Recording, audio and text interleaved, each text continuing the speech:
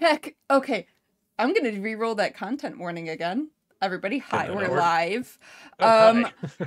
I am still learning how to do producing. So that's fun. I can just take it from here. Yeah, we can. You know what? All Screw right. it. Screw it. We saw Welcome the back new to the Bard's screen. Playhouse presents Tales from Shadow Valley, Season 2, Episode 15, Fury Unleashed.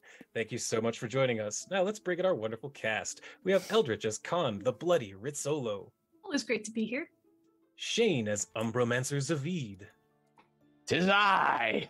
Hello. Ed Elliott as Reese, the Heartseeker. Hi, I'm trying.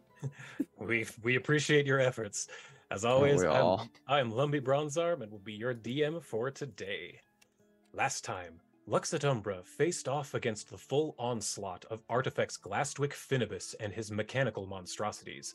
Steam hissed, fires burned, and negatricity hummed throughout the laboratory as the behemoth Mark III tread-bearing battle vehicle came rumbling out from behind a blast door.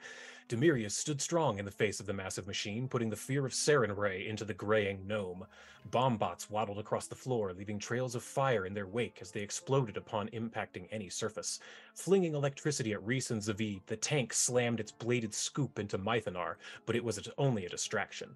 Khan quickly scurried up the back of the metal contraption and, using her mechanical mind, began to yank out any important-looking wires. As sparks began to fly from the tank, the Artifex called out for help from a nearby member of the Cogito Machinists, sibling FR-46. More machine than orc, the faithful of Cassandra Lee wheeled himself into the fray, smashing their cog-covered great axe into Zavid. Remembering how he freed siblings Norman and Grumadiah, Zavid freed FR-46 from their mechanical mind through his mastery of negative energy and extensive study of gnomish tech. As the tank took significant damage, it limped away while a missile-covered gun turret raised from the floor, the Artifex at the sights. The newly freed FR-46, frag to their friends, pointed out some weaknesses in the turret's hull, weaknesses that Khan was more than happy to exploit with her calchemical acids. The Burn RS turret drained the power from the nearby negatronic capacitors as it released a massive wave of power. Only Mythanar took the full brunt of the damage as the turret's onslaught became too much. The Artifex was whisked out of his seat into his flying command pod as he fired heat-seeking pin missiles and guided bomb bots at everyone. Demirius grabbed Khan and hurled her onto the side of the whirring contraption as she stabbed her Gladius in. Mythanar in his raging giant form snatched the metal orb from the air and held it to the ground. The group dogpiled on, but powerful magnets pulled the command pod away as the Behemoth and the Burn RS were grabbed with robot arms from the wall. All put together into a massive mechanized monstrosity, the Z0RD attacked with the force of all three. Khan finally managed to get inside the cockpit and stabbed deep within the Artifex's chest. As he pulled the self-destruct lever, Khan hit the temporary bridge made by Frag, but Glastwick fell head first into the lava below, claiming with his dying breath that a more glorious dawn awaits. Deeper in the fortress, Lux Et Umbra destroyed the wall, a torturous negatronic energy generator. In the cavern beneath, several mechanomes, barely even sentient, were mindlessly working. Chained at the far end of the cavern was the intimidating visage of Cyprigrod the Fury Dragon. Zavid called upon his shadow powers to temporarily banish Cyprigrod, freeing him from his bonds. Before he began to destroy the workings of the Cogito Machinists, the massive dragon informed Reese where to find Toba Halfman, the kidnapped daughter of Hondux, the chieftain of Wyvern's Sting. That's where we're coming in today. Is that map up for everybody? Yep. Wonderful. Yep. Oh, you need it? Okay. No, I got it. I was trying to fix something and apparently studio mode isn't working the way it needs to because, you know, that's fine. So what does that mean? I'm gonna put us on a intermission for real quick.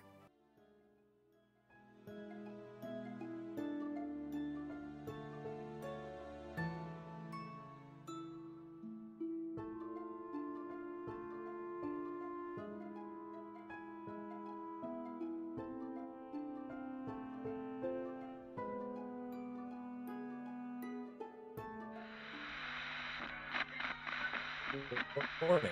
The following may contain elements that are not suitable for some audiences. Viewer discretion is advised. Hey everybody, welcome back. Sorry about all of our technical issues. As we say around these parts, wouldn't be Tales of Shadow Valley without tech problems, would it? So we hope everything is working. Let me double check on Twitch real fast. That looks fantastic. Yay. Okay, so where we left off was in the middle of the Fury Dragon's lair, deep beneath the foundry within the Kodar Mountains of Belkson. Artifex Glasswick Finibus, the leader of the Cookie Dough Machinists, has been destroyed and defeated. The Cyprigod, the Fury Dragon, has been released, and Toba Halfman, captured T-Flork from Wyvern Sting, has been recovered. And that's where we come in today. Zavid, I believe you were looking around trying to find a way to get out of here, if memory serves.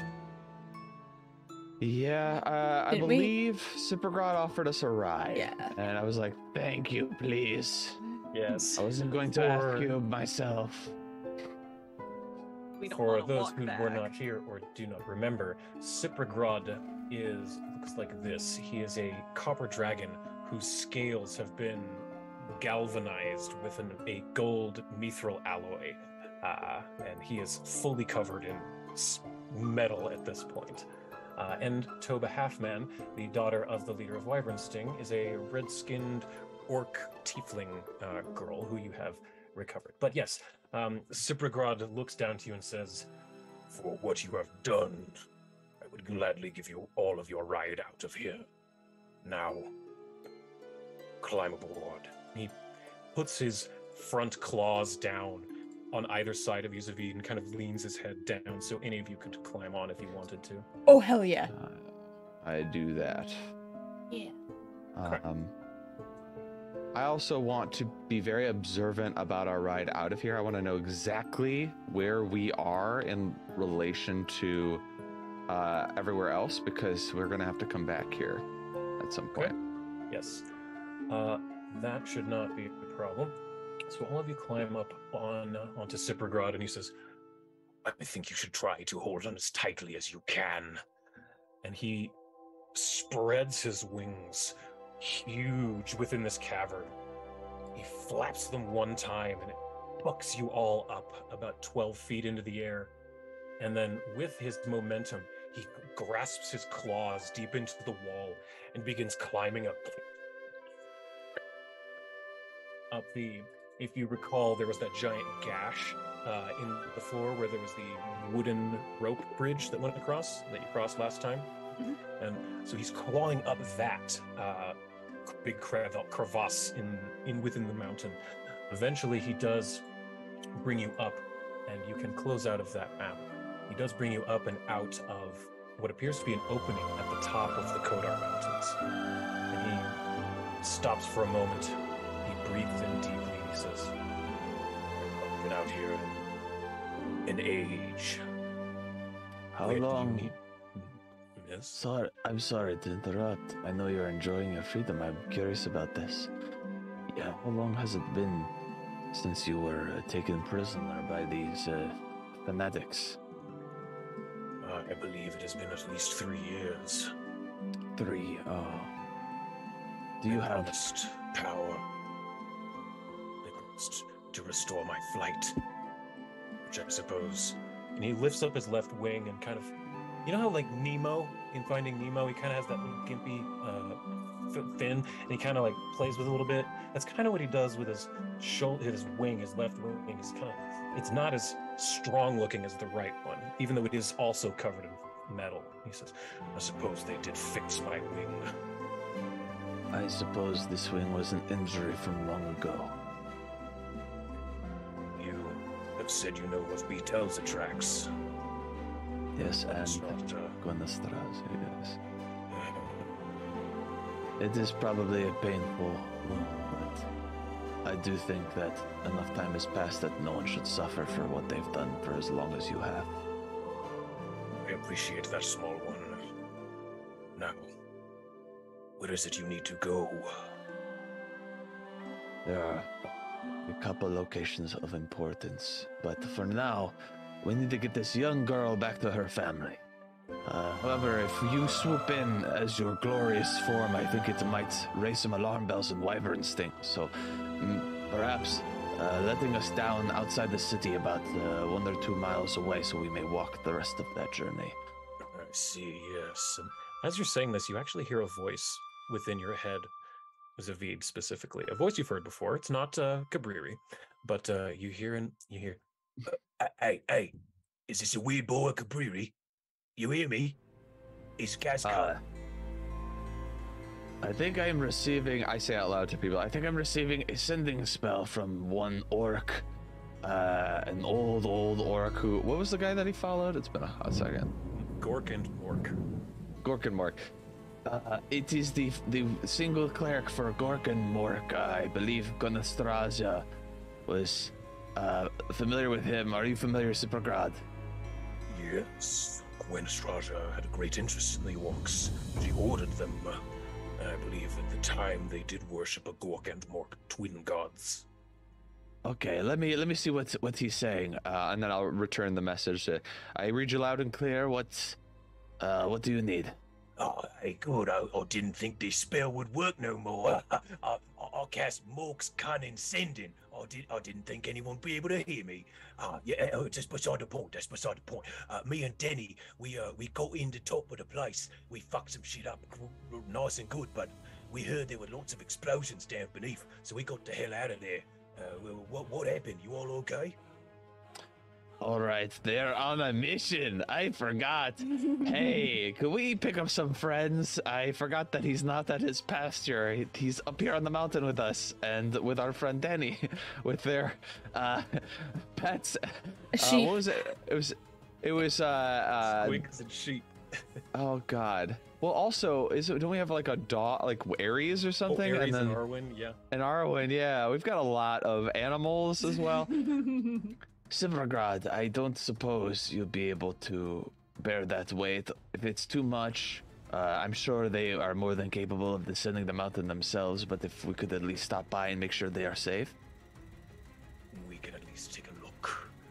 We will, in your head, you will hear Gazkul say, we can meet you back at my hut if you like. We were able to get out the top. All of them cultists came running out of that place like bats out of the 9 hills. We just kind of went purple and followed them out. So we can get down. We just need to know where to meet you. All right, then that's what I'll tell him. I'll say, right, let's meet at, I think, and say it out loud so everyone can hear like my side of the conversation. Let's meet at your pasture. We have Siprograd giving us a ride. We will be there before you, most likely. Do not be alarmed by the giant metal dragon. He comes in peace. Giant metal dragon? Now that's crumping amazing. You might not be an orc, but you're an orc at heart. And with that, you feel the voice go out from your brain. All right, and then I said, did everyone hear that? We're going to meet them there. They'll ride themselves, so we can just go. Yeah, sounds good. Less passengers is fine with me. Okay. So I'm extraordinarily excited. Are you like Mythanar, just like on the back, like I can show you the world. You know, it's funny. It's funny that you ask that, Zavid, because I have here what as did you do? Siprograd flaps his wings and takes off from the peak of Kodar. You take flight, the wind in your hair, the clouds and mist in your face as you soar above the mountains of Kodar beneath you. And has that reminds me? Yeah. Yes. Yeah, it reminds me of the Sandbird from Super Mario Sunshine. Do do da do do da do do da do do. Exactly. So I was just very excited about this map. It's very, very cool. It's very nice. Oh my god, this is pretty. You take off and you're flying high above Belkson. You can see farther than you've seen in probably ever for most of you, because none of you can cast fly, I believe, right? Correct. So yeah, this is true.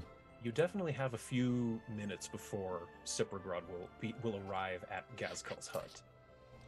I would like to talk to Siprograd, but if anyone else wants to do something before, like concurrently, we can do that instead.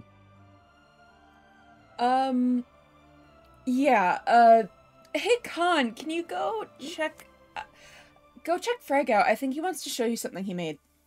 Oh, they made. I'll very carefully climb across so as not to fall to my rodent death. There are two very large, they're basically toe hooks, for lack of a better word. Those rings on Sippergrod's shoulders. That is where those chains were attached. And those go through his shoulder blades. So you're very easily able to grab onto that, use it as kind of a handrail to get across. But it is still, wind is blowing through your hair as you're flying across here. But yeah, you get to the side. When we land, all of Khan's fur is going to be like pushed back because of the wind in the face. I love that visual. Yeah, so it's just Reese and Mythe and I right now. Over on the wing, yeah. Over on the wing, and Oh, I see. You wanted to get rid of me. Yeah, now you're picking up what they're putting down. Reese is getting better at this. No, Reese is getting better at this. I need to have alone time talk with people. So Reese is like, okay, so I do love Khan. Like, don't worry. I wasn't purposefully trying to get her out of the way, but like, I need to tell you something very important. Of course. Well, what's that? Okay, where do I start? Beginning's usually a good place. Well, yeah, no, I know. There's a lot that's happened in the past. How many days has it been since I met you? Like 3, I think. Okay, so I don't know if you are in a similar way, but I feel like I've known you for years. Like, almost a lifetime. I know it's been days, and just... When I look at you, it feels like home. And my home is not great, but you feel like what home should be. And he just kind of like looks off and looks over like all those towns and the cities and everything. Years ago, I was told about this treasure that was in a tower. And I thought it was literal treasure. But it was Danny. My sister. Yeah. Yeah, she said she was trapped up there for a century. Father put her there. Sick bastard. Yeah, very much. I'm glad I wasn't there to kill him. But wish I could have been. I know. The thing is, they said that there was treasure, and it was probably Danny, not actual treasure, but like, I don't think they were right about that either. How do you mean? Well, you're the real treasure. And he goes crimson in the face as he kind of starts to stammer and doesn't really know how to react to that. I'm sorry, I'm not accustomed to other elves of my type. I'm used to I'm your being type around orcs. I mean, or other elves like me. And he starts to fumble over his tongue even more. Reese kisses his cheek. And he goes silent. He has a... But there's something I need to tell you. What's that? Well, one, I want to be your boyfriend. I think that was pretty obvious. Well, yeah, I know. But you know how usually there's those royal things where they don't like non-royals with royals? Of course. My father was forced to marry my mother when he was 19 and she was 158. I understand fully the rules and regulations of royalty. Yes, of course. You won't have to worry about that with me. He looks very confused for a moment. How do you mean? You know how I'm good with society? Oh, yeah, you hobnob with the best. Yeah, like I can blend in. You saw me do what I had to do. There's a reason. What's that? I'm not just an elf, run of the mill. What do you I'm mean? not like the other elves. I'm not like other elves. I'm not like other elves. I'm a runaway prince. A prince, you say? From where? Assyrian. Oh, An Assyrian prince. Mm. My. You can't. A diamond in the rough, he says as he strokes your cheek. Oh, come on. I had to. There was too many similarities. I had to. So, and he just kind of like blushes a little bit as his face is being touched, because he's just like, oh gosh, wow, okay. In his head, he's freaking out because he's never told anybody this. The thing is, my dad isn't just any king. Who is he? Perhaps I've heard of him. If you haven't, I am very shocked. Have you heard of the labyrinth within Osirian? I've heard of legends of the maze beneath the sands, sure. That's where I'm from. You're from a fairy tale. Everything's a fairy tale, sweetie. I suppose that's fair. What do you mean, though? Are you? I wasn't raised by elves. He looks more confused. I was raised by goblins. The Goblin King of Assyrian? That's my dad. And he looks wide-eyed and his jaw kind of drops. And he says, I never would have guessed that. It's okay if you don't want to continue this. It's fine. Like, I know that's a lot, but, But as you said, a prince is a prince. And he kind of puts his arm around your shoulder. And I think I'll go over to Khan right at the moment to see, what are you doing now? Probably agitatedly demanding the inventions that he said he wanted to show me, and I'm sure he's really confused, like, what? No, I mean, yeah, I can show you these things, but I didn't like call you over. Yeah, and he's very happy to show you all of the gizmos and gadgets that he has on his armor, because he's wearing, well, I have an image of him here, let me find it. Is it under frag? Nope, it's under FR46, there we go. So he is somewhat orcish, but this picture doesn't quite do him justice. He's really more machine than orc at this point, like Darth Vader, you know. But all of his armor is what's the most interesting thing. It's got wheels down at the feet. It's got all these gizmos that he can overload to make him stronger temporarily, can make him faster, can make him jump higher. He shows you one that's sort of like a targeting system where a little laser comes up on his shoulder and he can get kind of a bead on things. He's very happy to show you all these gizmos. And it's a very different type of tech than you're used to. It's gnomish tech, you know? Mm-hmm. But gnomish tech with a very orcish flair. Because, you know, orcs are all about weapons and armor and that kind of thing, whereas gnomes are like gizmos and sprockets and wheels and cogs. But it's both. It's a gnomish orcish fusion, for lack of a better word. I'm enthralled.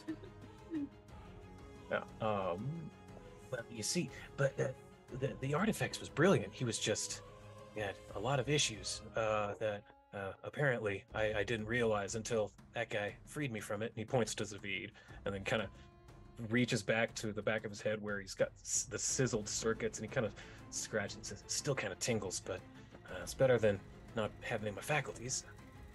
I imagine so. Well, you know, maybe some good can come of the late Artifex's work, and I'm gonna like open my bag a little bit to reveal his blueprints, his book of all his ideas that are now my ideas. You have it. My goodness. And he starts showing you different things inside that he kind of helped with, and he sees things that he didn't even know were in there that the Artifex was working on. Like he didn't know that those three machines could be put together into one. Like it. Do you remember in the first Iron Man movie where he layers the blueprints of like the missiles, and then when he layers all of the blueprints, it shows the Iron Man suit? That's sort of like what it is in this book. It's like each page individually is like one thing, but you could kind of layer them together to make a big thing. And then he's got the plans for the mole machine that you have as well. Your plans for the mole machine. I can't get over that you just crossed out his name. That's the best shit ever. Okay, I think, is there anything else you wanted to ask Frag? Because he knows shit if you want to ask him stuff.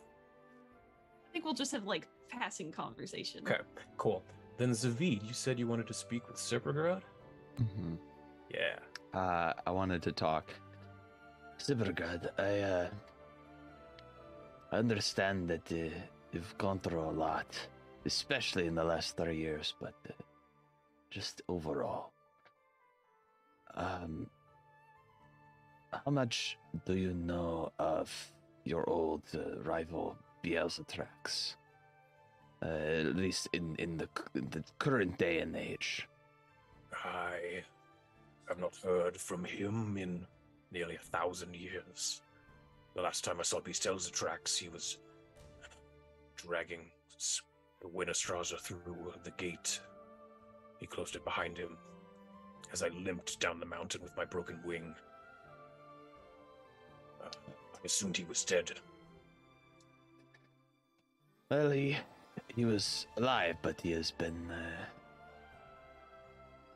I think, saddened, grief-stricken over what had happened, and did not feel I suppose it wouldn't be fire for him, but the cold in himself to do what silver dragons do, I suppose.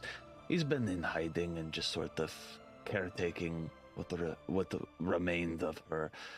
But there was more than just her remains. It seems that before she passed, she did have an egg. And he has been making sure this egg has not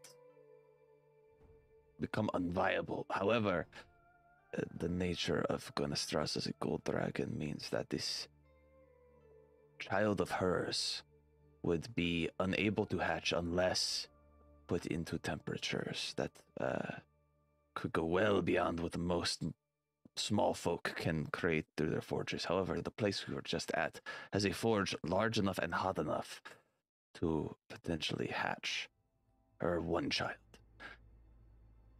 I understand that this is obviously very painful. I was not there, and I'm some outsider talking about things I know nothing about, I'm sure, but I do feel as a thank you to you for agreeing to help us and giving us this ride, that I should at least inform you about this. That Gwynethras is not entirely dead. That she does live on in her child. Then please inform Beelzetrax. He has full usage of my lair and the furnace within. It is the least I can do in the memory of Gwen Strata. I shall. Thank you. Thank you, Savior. What that's brought you here? Why did you do what you did? It's just Zavid, and just Zavid then. Yes, well, we are trying to save the world. I mean, I'm no hero, I'm no savior, I'm a cleric of a very evil god, and my god doesn't mind me saying so. I think he's very comfortable with his identity as such, but even evil gods need a world to try to have influence over. If that world is destroyed by something that can't be reasoned with, can't be controlled, even though some gods think that they can, I think they're mistaken, then even evil gods can work together with the good ones. And there is a sort of greater good, mutual survival, right? To live to fight another day. Yes. Say what you will. Yes, I mean, say what you will about other so-called evil gods. We've got Asmodeus. I mean, just a bastard, a lawyer, you know, right? But his contracts are ironclad. Right, but one such as he will do whatever he must to make sure that he can keep making those contracts, because he has long-standing schemes, I'm sure, that are millennia old, that would go up in smoke if Ravagug just showed up and ate everything. That is not in his plans, right? Zankutan has a sister that he cares about, even though he's the god of pain. Not a good god, but he doesn't want something to happen to his sister that he still loves. So I think we're all a little bit morally gray when it comes down to it. None of us are wholly good or wholly evil. We all have our own goals and desires, and we can put old differences aside for something that benefits everyone. You are quite wise for a mortal. You've given me much to think upon. Now, I believe you said we needed to land at that orc's farm, the shepherd. Yes, he has it was sheep that he had, right? Mm-hmm. Sheep. Yeah. It should be down the only pasture really in like a 5-mile radius, so it should be easy to find. I kind of is a loner, but he's he can take care of himself. He's a tough old man.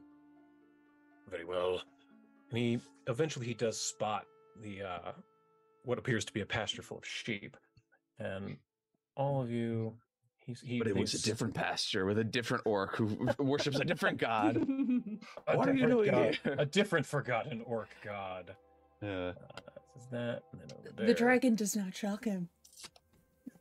I'm just preparing a thing real fast.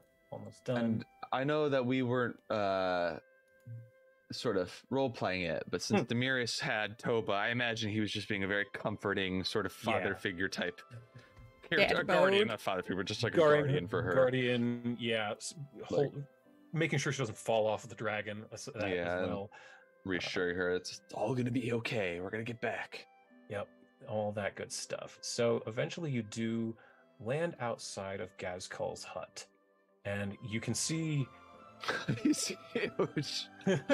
Yeah, Super God is absolutely massive. And you can see there's Danny and Gazkul, and I have images of both of them actually for anyone who doesn't remember. Gazkul is the 1,000-year-old orc with arcane runes tattooed onto his body. Extremely long tusks, longer than any other orc you've come across in Belkston and Fantasy Grounds. Doesn't like that. There we go. Here's Danny. And here is a image of Queen Daniela Arion, the blonde-haired half-elf Queen of Druma, for anyone who needs that. So when you land, you see Danny waving to you like this. Hi, Zavid, Khan, Reese, Demirius over here. And Gazkul's just, he's smiling with his big old toothy grin over there by his hat. And Sippergod, he looks back to you and he says, does this appear to be the correct farm? Oh, yes. There's our orc and our queen of a country just kind of out here. Hop off. And say, we did it. It was a success on our part. Your part was successful. Oh yeah. It was the wildest thing. Yeah, you have no idea. It was so amazing what we did. And, Danny starts going off into this long, basically stream of consciousness tirade about what they did. But the essential gist here is we snuck in around the back, holding on underneath from our sheep, as the squigs chased the sheep to the front gate. The guards were confused why there was sheep everywhere, so we snuck in the back.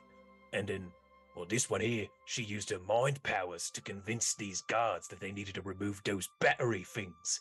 Well, as soon as they took them out, they knew what was up. And then she used this, and then Danny says, Zivid, you'd be so amazed. I had this other telepathic power I used where I was able to transfer a bunch of knowledge from us to them in 10 minutes, 10 minutes worth of knowledge in a second. Yeah, it was the damnedest thing. But they basically saw the line of Gulk and Mork, and they started fucking things up from the top. But that's when we heard the explosions down beneath. What happened to all of you? We pretended to be cult members. We went in the quiet way, infiltration, and learned a lot. Killed their leader. Mm-hmm. That guy was tough. Yeah. Well, his robots were tough. We made a friend. Oh yes, this work here, Frag. Oh, We converted him, and he helped us in the final battle. But I am not certain what he wants to do next. Yeah, Frag comes up and he says, I'm just happy to be out of there, honestly. I don't know where I'd be if you guys hadn't come along and broken me free of it. You definitely would still be in the cult, assuredly, and that would really suck. But Absolutely. Look, we have a young girl here at Toba. We found her. She has parents waiting for her, so I think we should probably make haste back to Wyvern's Sting to deliver her to her parents. Yes, yeah, I think that's probably a wise decision. All right, you gonna get back on the back of the dragon? No. We're not going to try and scare the people of Wyvern's Sting with a very, and I looked back to Silvercrot, admittedly very cool looking, but very scary and fearsome dragon. We should probably go take the back of some of the squigs, if any of them made it back. And well, we could do multiple. We could buddy up. We could split the party. I've got some squigs we can use. We can take them. And with that, Cyprigrod walks over, kind of like a Skyrim dragon, walks over to all of you, and he says, all of you have done me a great service. You've freed me from a torturous hell. And he looks at all of his scales, and he says, but you may not realize the one who did this to me, the one who did this to them. And he nods over to Frag. Dr. Garwinkle is still at large. I have unfinished business with a pink-haired gnome. He flaps his wings and disappears from sight. Storming the castle. Yeah, I'm like, do we know a pink-haired gnome? I don't think so. You did. It's the one who wrote the book that you have in your that you stole. Khan from has, I think. No, you took one. It was the medical book, teaching about the prosthetics. Yeah. There were two. Okay. There was the Artifex who did the mechanical stuff, and there was Dr. Garwinkle who did the biological stuff. Got it. I see. It's the book that like increases your training from trained to expert in medicine or whatever. Got Should it. be in your Okay. inventory. Yeah. But that's Dr. Garwinkle, and you didn't find her. No. But Cyprigrod flies off into the sky and is gone from sight. It's Grazcool Damon Killer's turn. Right. So Gavkol says to you, yeah, I've got plenty of squigs. We could get you all back to the city. That's no problem at all. He goes into his barn and comes back a few minutes later with several that have bridles on. You're getting married? So, it doesn't take long for you to get back to Wyvern Sting. Let me see. There it is. So I'm just going to skip ahead a teensy bit, if that's all right. Yep. All right. Oh, sorry, one more sec. Sure. I need to turn off my camera for a sec. Yep. Oh, no problem. Actually, want to take like a 5-minute? Sure, we can do that. Yeah, let me boot that up. All right, guys, we'll see you soon. Yep, see you in about 5 minutes. 5 minutes.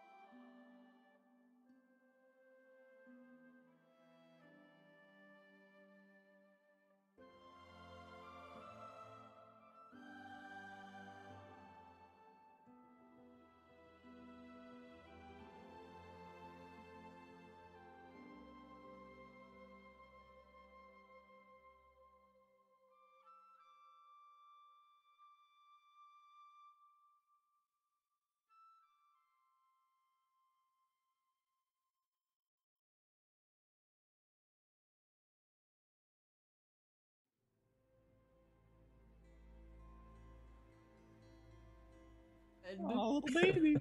The baby's here. Welcome back, everybody. We've got the baby Bowie. So welcome back.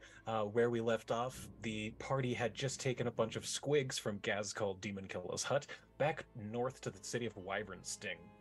I believe that image is shown, yes? Yes. As you are approaching, you see many armed guards, but at this point they recognize you. They know that you are guests of Chief Hunduk's Half-Man, so they let you go through with no issue at all. They wave you right through. You're able to get into the city, making your way downtown, walking fast on the back of Squig Hogs, all the way to the Wyvern Sting. To Fort Hunduk's. And again, the guards know you. They know you are out on official business of Hunduk's Half-Man. And let me share that map with you here. So as you arrive to Fort Hunduk's, with Toba behind you, Gazcall Demon Killer, hey, one sec. I need to load up Fantasy Grounds again because I accidentally closed it out while I was... No problem. Just let me know when you're back in and I'll get that shared. So yeah. You were able to make your way through the city. People are noticing that Toba is with you. Some of them you've been starting to hear whispers as you're walking your squigs up the streets. Oh, Toba, foreigners, outsiders. You know, you're just catching little words here and there. Are you back in? I'm getting there. Okay. I just saw you connect. No problem. So, yeah, you make your way back to the edge of Fort Hunduk's. Let me see, I have images here. Oop.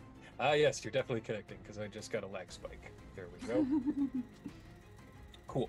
So, you back in? I just gotta wait for the character selection. Cool. Okay. So, you managed to get back in to Fort Hunduk's here, and sitting on his large, I wouldn't want to call it a throne. It's more of just a big chair made out of antlers and bones of different game animals. On top of this, the fur rugs that are coating the ground is Hunduk's Half-Man, the only half-orc leader in all of the tribes of Belkson. He wears very nice metal armor, very well taken care of. He's got a short sword at his hip, and his partner, Shocky Half-Man, the tiefling oracle, who is his main advisor, who stands at his right. They see you all come in, and Toba's coming up behind all of you, and Hunduk says to you, Lux Et Umbra, please come in. I was not expecting you so soon. Please enter. I present to you your beloved daughter, safe and sound.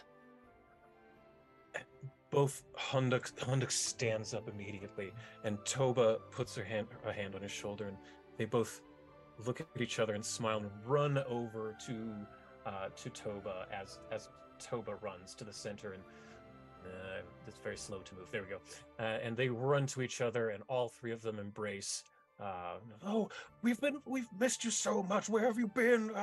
And then finally, after a moment, they look up to you and they say, "Thank you. Where was she? What happened? Where did you find her?" So Reese goes and lets them know where he found her in. Mm-hmm. And being like, I'm the one who got her out. We all got it out together as a group, though. It's a team effort. It was a group effort, yes. Yeah. I mean, she was where we thought she would be. And on that note, too, you have nothing to worry about that group in the mountains hitting your caravans. Oh.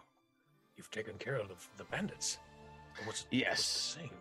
There's someone at large that we're still trying to handle, but they no longer have a giant cult working for them, so they're not in a position to oppose Wyvern Sting.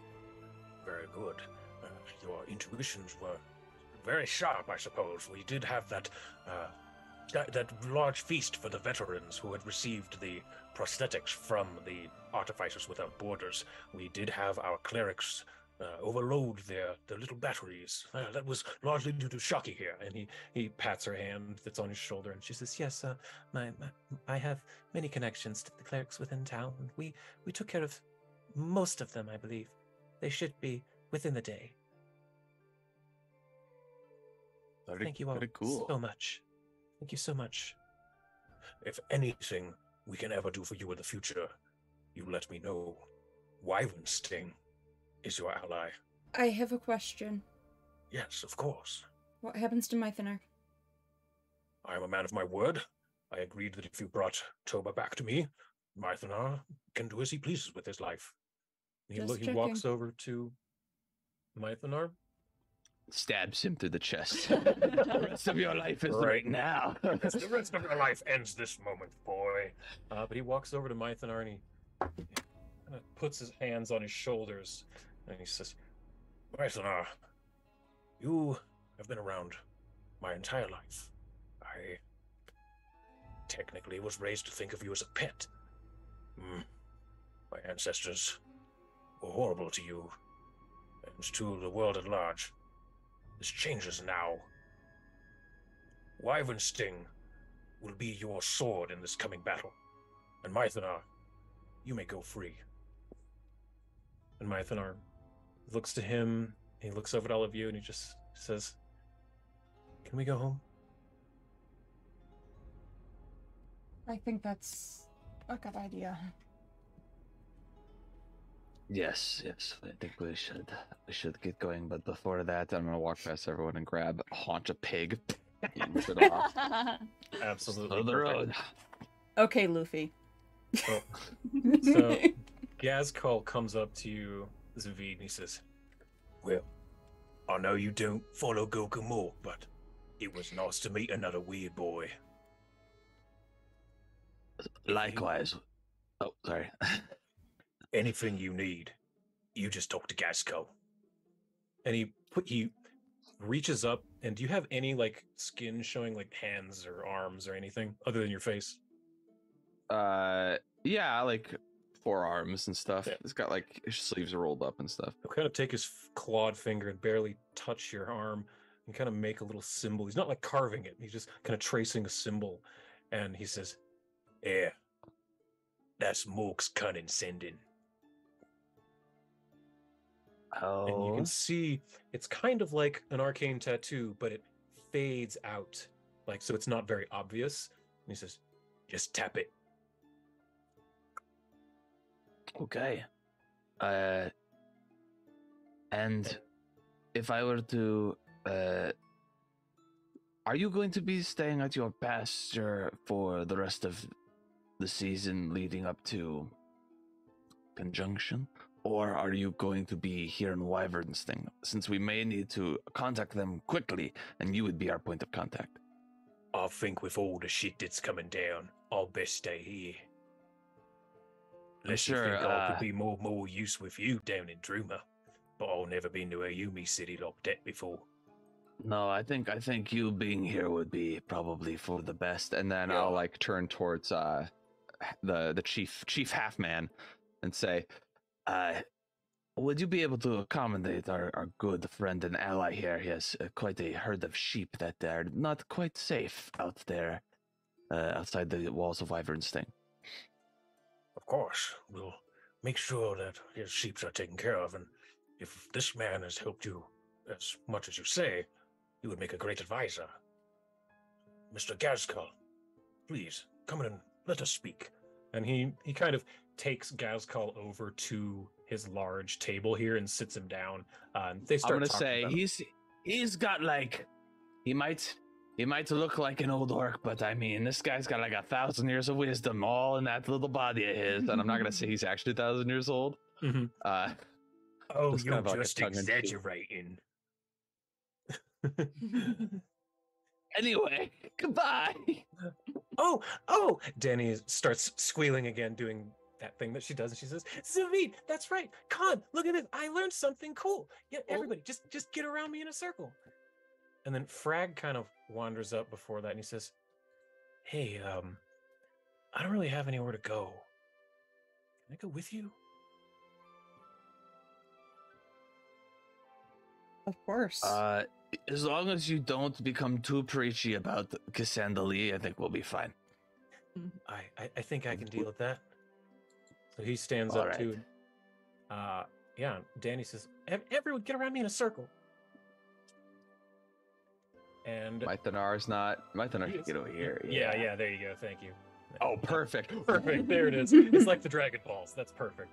So Danny starts to kind of chant a little bit, and she's weaving her hands in the air, and she begins to sing a little bit. Ah, ah. Her eyes kind of get white, and everything goes white to you for a moment, and you can't see anything. But then everything looks really privileged right now. What the heck? Everything is very difficult to see, but a few moments later, and I'm just repositioning on a different thing here. There, Danny in the middle, roughly about there. That's good enough. So when your eyes begin to adjust and you can start to see again, you're in a very familiar place. You're in the throne room in the Castle Druma. Oh. Where once there was gold coins, magic items everywhere strewn upon the floor. You see nice tables, pews, chairs, a beautiful throne up at the north, and Lord Sayora Maris standing by next to the throne. And she says, "My goodness, Your Grace, welcome back." And for anyone who does not remember, because it's been forever in a hot second since he's been to Druma, Lord Maris is the steward of Druma. Now that Danny is, I know she's hot. Now that Danny is queen, Maris has been elevated to steward of Druma, much like Denethor, Lord of the Rings. She takes care of the kingdom when Danny is out. Yes, she is the one who welcomes you first, and Danny says, "I learned teleport." That's the first thing she says. That's extremely useful. Nice trick. Thanks for the warning. I think. And I'm just glad. Pukes. I'm just glad Captain Sierra Maris, the steward, isn't like covering herself in oil and about to burn her only child because she's convinced he's dead when he's not. That's very nice. Hello, Maris, steward whoa. I'm gonna sit, and I sit on the throne. Not realizing where I'm sitting, like, She gives you a look, but then she looks over at Danny. Danny doesn't say anything, so then she doesn't say anything. her eyes do a thing, and that's it. Yeah, it's like, is this good? Are we good? Yeah. After I like calm down, I'll be like, this throne needs a cushion. Pick it up. You think, being queen or whatever, you'd afford some padding for that seat. Look, she hasn't been able to sit on it for this whole time. Her specifications of Pillow Princess is not there yet. Or Pillow Queen, I'm sorry. You could get like a footrest for it too, and kind of keep your feet raised. It'd be good for posture. It's just some ideas. Anyway. I mean, we have Freg, so I'm sure between Freg and Khan, there could be some throne adjustments in the future when Danny's able to sit on the throne, because there's consequences we have to deal with. Right. Let's So and Maris stops for a moment. After she notices, you have returned with more than your number, but and she stops, dead in her tracks, as she looks past Danny, because this whole time she's almost been, her whole thing is protecting Danny, so her eyes have been on the queen this whole time, and finally she's looking around and she looks up, and she's just, her jaw drops, and she says, "You did it! You found..." And she runs over and she says, "You have gotten so tall," as she looks up at Mythanar. And he just says, "Hi, Lord Maris." And then they hug each other. And she looks to all of you and she says, "My goodness, Lux Et Umbra, you are truly capable heroes." And Reese walks over to Mythanar and is just like, "Don't worry, we've been taking some very good care of him." And puts an arm around his waist. Zvi doesn't laugh because he's blind to that stuff, but I'm laughing. Shane can laugh. But then, so Mythonar says, well, Maris, I'm curious. I've heard that that Eredril was around. That you also found him. I'd be very much like to see my brother. And Maris says, yes. Well, he has. Well, that's Scottish. That's not the right voice. He has been saved. Yes, Lux Et Umbra was able to get your brother Eredril as well. He has, however, returned to the Kionine Forest with his grandmother, Empress Talandia. After the coronation, when the attack came, they had business to attend to at her palace. And speaking of, actually, and she quickly goes back over to Danny, and she's on the wrong layer, apparently. There we go. She runs over to Danny, and she says, Your Grace, speaking of your grandmother, the Empress Talandia at Asriel has actually requested your presence, along with Sir Arthur Ona, at her palace. She has pressing family matters that she needs to attend with. And Danny looks kind of sullen and looks all at you and says, life of a queen, I guess. And she and Maris are going to kind of wander out, or at least just not out, but over to a table to kind of discuss things. And Demarius will go with them. So, shortly after that happens, you hear some kind of plodding feet running up the hallway to the south, and you see the half-dwarf, half-human visage of Bruce Mithralarm burst through the front gates with his mother shortly behind him. And for anyone who doesn't remember, this is Bruce, Queen Danny's fiancé, the soon-to-be king of Druma, met at the Pride Fest, and his mother, Magdalene Mithralarm, High Smith of the Five King Mountains of the Dwarves. They come running in, and immediately Bruce goes over to Danny, and they hug and embrace, kiss, all that good stuff that I'm just going to skip over RPing with myself. Gross stuff like that. Yeah, right. And I feel like it'd be weird to RP that with me. PDA. So, that's like with yourself. That's different. So yeah, they hug, kiss, they catch up, all that fine stuff. But the point of them, but after a few minutes of catching up, Bruce, he'll say, hey, Zavida, I think my mum and me, we have something for you. And Magdalene. Me? Yeah, you, get over here. I'm still eating my pig. What's up? Magdalene, the purple-haired dwarf who has gems in her beard, she looks to you and says, oh, well, after the coronation, when all of those things fell out of the sky, and the whole city was attacked by them creatures with the brains on their backs, you took care of that. You were the one that really convinced them to stop. You did that with your words. And we think that a deed like that needs to be rewarded commensurate. Oh, yeah. So what we did was we took that stormy law and we processed it. We found something neat. Have you ever heard of Jezzit? And give me crafting checks. Give me crafting checks in the tower, anybody who wants to know about this. Jezzit. Sure, D-J-E-Z-E-T. Jezzit. D-J-E-Z-T. Jezzit, come. Oh, wait, in the tower? Shoot. Yes, Hold on. please. I was about to roll that in the wrong place. Hold on. Gotcha. Because I forgot that I made Reese good with crafting this round. Mm-hmm. Oh, yeah, your morning thing? Yep. Con, you're the only one who's heard of it. You're aware that it's sometimes called quick iron. It's a liquid in all forms, but it is a metal. And that's pretty much all you know with that roll. Is that it's like mercury. It's a liquid in all forms. Gotcha. But let's see. Bruce says, yeah, so what we found was, well, there was a geode, right? We cut it open, and there was a big puddle of Jezzit inside. Now, Jezzit's got magical properties. It's really good at absorbing magics.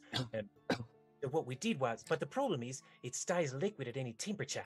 So, and Magdalene pipes in and kind of interrupts him, and she says, well, what we did was we alloyed it with some steel, you see, making some Jezzit steel. And, well, take a look for yourself. And she pulls out, let's see, She holds up a long metal pole, smooth, sleek, and glowing bright with brilliant orange and scarlet striations and stripes.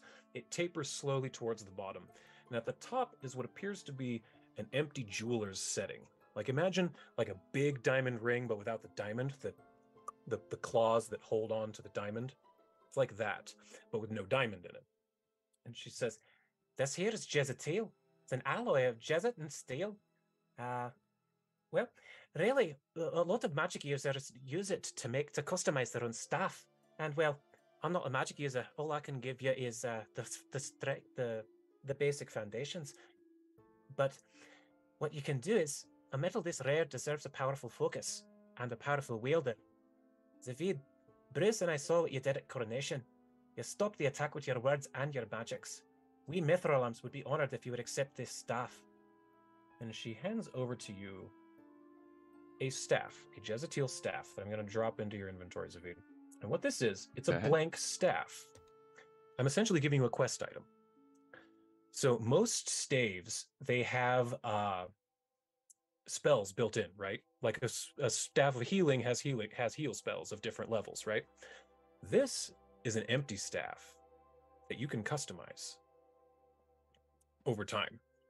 And you can make it especially powerful if you find a focus of some kind, or if you make a focus of some kind that you put in the top. Like when Gandalf puts a crystal in a staff. I have a great focus that I could put in there. You kind of do, actually. Yeah. And I'm into it, if you want to do that. I wonder if, let me ask, what, from its use, what do I know of the Ghoul Stone? Do I know that this thing is connected in some divine way to Cabrera, or that it is an item that Cabrera just cares about because of how powerful it is? Like, does it have, because it was used by his enemies, right? So like, I believe so. He can't just control it at will or whatever. Mm-hmm. So what, like, what do I know about the nature between him and that stone? Do I know that the stone is just important to him, or do I know that the stone is like connected to him? I think it's just. Should I make a check too? Yeah. Make a religion check in the tower. That's a good way to do it. Yeah. Okay. Okay, I get it. All right. Yep. Okay, so you are aware that is an artifact of Cabreri, the Ghoul Stone itself. It was originally just a gem that was in a temple, but a person had stolen it, and they were cursed and became the first Ghast. Right. Okay. So yes, it's powerful. Yeah. And it is definitely an artifact of Cabreri. All right, I'm going to refrain then from using that as the thing, because I don't necessarily. Oh, I shouldn't still have Toba Halfman's doll. I think I would have given that to Toba. Sure, that's fine. Yeah, we can. Sorry, let me get rid of that on my. Yeah. No, I'm just looking in my inventory. I'm like, I didn't steal her doll. I would never. I did really like that. That was a cool doll. Yeah, anyway. I guess that's all I'm trying to say. Is that I think I would probably not use that, only because I want the stuff to belong to me, not to him. Right. Sure. Yeah. You get with that role, you get the sense that if you were to empower the staff with the Ghoul Stone, that would just be giving Cabreri more access to you. Be falling deeper and deeper. So, I need something for me. Like I can't always be relying on Cabrera for everything. So yeah, they've essentially given you it's a magical, it's like a +1 striking staff if you want to use it as a weapon, but it currently has no magic in it at all, because neither Bruce nor Magdalene is a caster. They're just blacksmiths. They're really good blacksmiths. Right. This is just a really solid base. Like if I augment this correctly, this could be one of the most powerful staffs. That is precisely correct. If you get the right runes and you put the right spells on this thing will be an absolute beast. I'm very pleased with this gift. Thank you. I don't think I've ever had my own like magic staff before, so this is kind of new for me, but I'm excited. Well, we're excited to get the chance to work with the Royal Blacksmiths. Get excited to work with to get the chance to work with Star Metal. Aye. Basically, we just want you to make it your own. So how much? Oh, please, no, of course not. Just happy to give a nice piece of craft work to someone who saved the city. I'll give them 100 gold tip. They'll take it. I feel bad. Okay, like you they worked hard on this. Yeah. We'll get away for a nice dinner tonight, eh, ma'am? So, yeah, that's what that is. You can. It's not going to be an overnight thing. Like you're not going to be able to go, cast right into it. This is kind of a quest item. This is going to be fun. But yeah, you can customize I'll just practice. I'll use it as a really cool walking stick. I'm the wizard. There you go. I think that's all the beats I needed in here. Okay. I was thinking we should get a rest in because I'm injured. Yes. My Thanar looks like shit. Yes. Yeah, he deserves a good cuddle. We can absolutely get you guys a rest. Let me go ahead and cuckoo. Maurice goes, my Thanar, let me heal you. Oh, you're a healer? Well, I have some medicine. no. You've had some But I before. have medicine for you. Heal what ails you. There we go. I have now healed all of you up. Yay! It's essentially going to take care of Demirius and Danny. Unless anyone wants to roleplay something during the rest, I would like to call a meeting for all of us to meet in the Wizard's Tower after the rest, like so we could talk and strategize together. Yeah. I need to go to my lab. That's in the tower. Oh, that's right. Yeah. That'll make it convenient. even Yeah. Maurice just is here. Okay, so all of you take a extremely much needed rest. You've been going for days out there in Belkson. You've been through, really, it's been about a week. It's been about, I think, 5 days since you left Truma. It's been absolute madness. So, yeah, let me throw you all in here. Let's see, Khan, you can be here. Does Reese arrive with a cigarette? Like, hey. Nah. Nah. He's just walking with a limp. Oh shit! That's even. Look, boy can get of a monstrous. Do you Hilarious. There's science here that clearly exists in my head canon. Clearly. There. All right, so I've got them loaded up here. So here's map. So let's see here. Yes, Zavid. I'll go to Zavid first. You're walking into the tower. You've been here many times before. And I'd like you to give me a religion check in the tower. As you get to the second floor, Baldebard's, where you're at now on the map, essentially. This stairwell. Yeah. Every time you come to this religion in the tower, every time you've come to this floor, you are mystified that a charlatan such as him was able to have something like this place here. And you notice something different here as well this time. You recognize that one of those many arcane circles is a circle of teleportation. So could be changed to suit your needs. But go ahead. I'm gonna, when we get to, because I think it's on the floor above us, the fourth floor, I'd like to get some scroll paper and ink, and I'd like to ask if Danny could create a scroll of teleportation for us so that we could use that to come back here. She can definitely do that for you. Now that she knows it, she can definitely scribe you a scroll of teleportation. So let me find one of those. I think it'll be here. Teleport. I can't tell which is the bottom of the stairs and what's the top. Oh yeah, it's hard to tell. Let's see here. I'm going to add you a scroll of teleport just into your inventory there, Zavid. Because Danny can get that to you no problem, since she knows the spell. So, cool. In addition with the roll you just had, you recognize something else in Baldebard's religious stuff there. You recognized, originally the first thing you noticed was just the shrine to Asmodeus. That was the very first thing you noticed. Second thing is that there's a summoning circle, there's a zone of truth circle, and there's a planar binding circle. That's what you noticed this time that you've never noticed before. All four of them kind of overlap each other, and that's why it was so difficult for you to read the first few times you've been in here.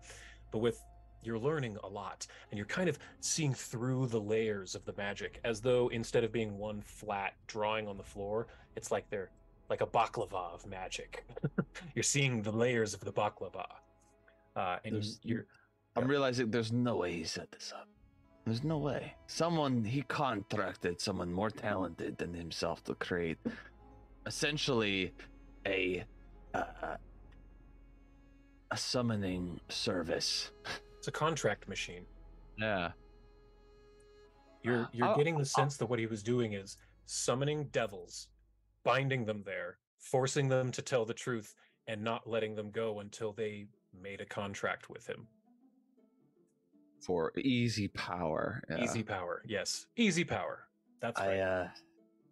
I imagine Asmodeus is having a field day with his soul in hell. So that's a comforting thought. I'll come when I reach the alchemy lab. I'll just share this with everyone. I want everyone to know what I sort of learned. Yeah, so that's go ahead, sorry. What are you working on, Khan? You seem to be busy. I'm just I'm sorting through the book that I acquired. You know, just organizing it, making my own footnotes. I mean, why wouldn't I? It's my book.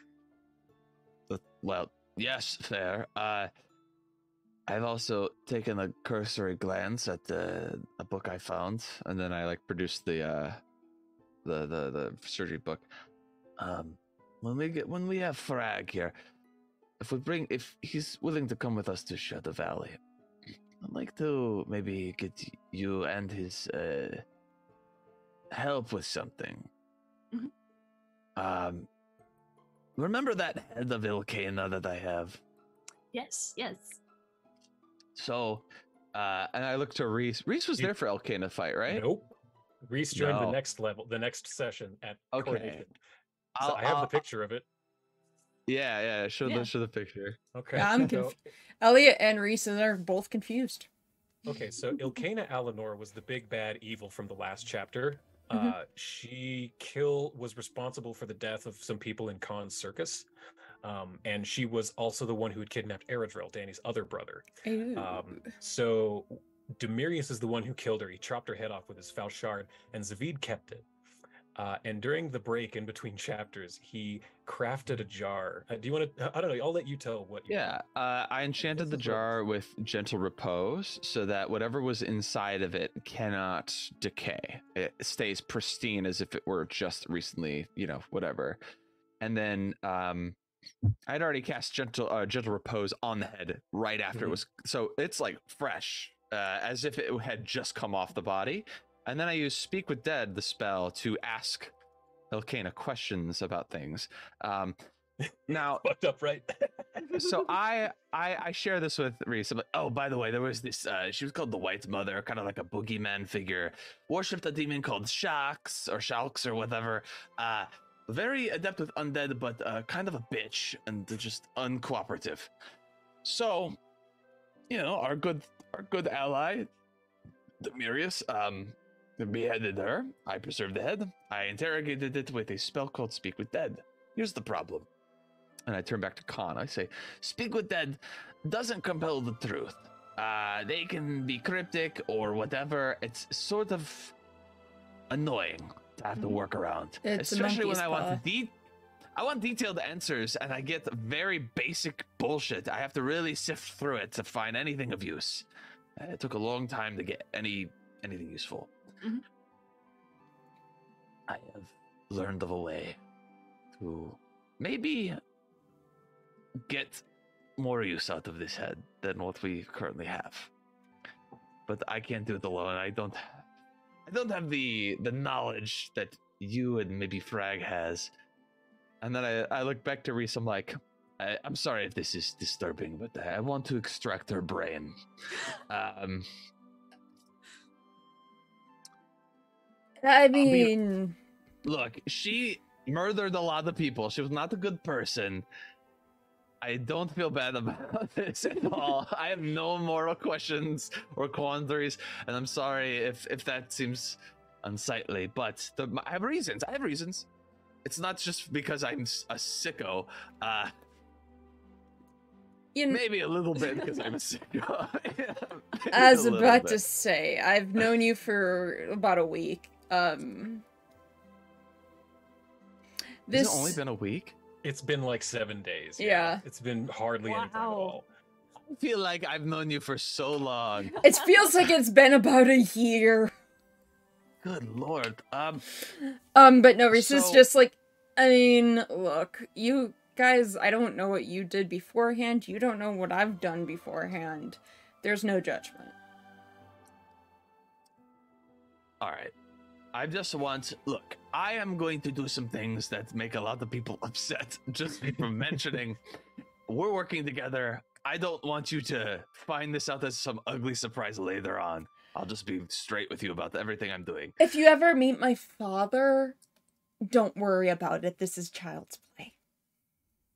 So what you're saying is we need to try, that's what you're saying. No! Do not go to, you do not want to go to his level.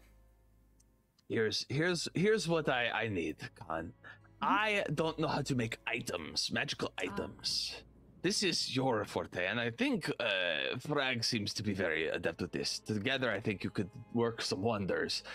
I need a jar, a new jar, not the one I did was just a regular jar, which I put like an enchantment over. It's very simple, rudimentary. It's not even a magic item, really. You could dispel the enchantment and it would just be a jar again. I need something created that has magic infused in it. Something that can hold and maintain and give a life to the brain again. What it would do would bring Ilkana's mind, her soul back to the brain. She wouldn't do anything. She would be no issue to anyone. But she could then communicate with us as if she were here. It would give me a chance to, get some better questions out of her, or better answers rather. And with a zone of truth, I could then actually compel her soul to answer, which I couldn't do with just a cadaver's head. Not like you could just find a random zone of truth anywhere, right, though?